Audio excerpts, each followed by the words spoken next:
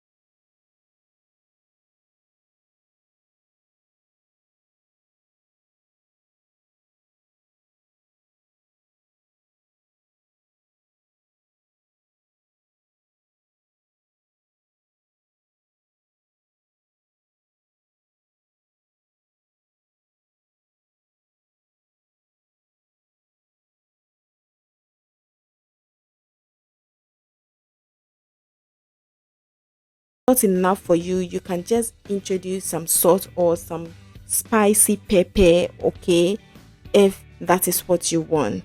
This you should just do it to taste or your preference, okay? Yes.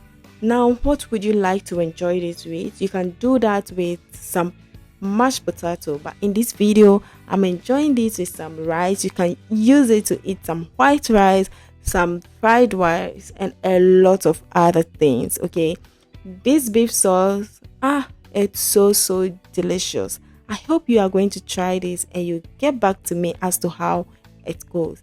Okay, thank you so much for watching. Bye.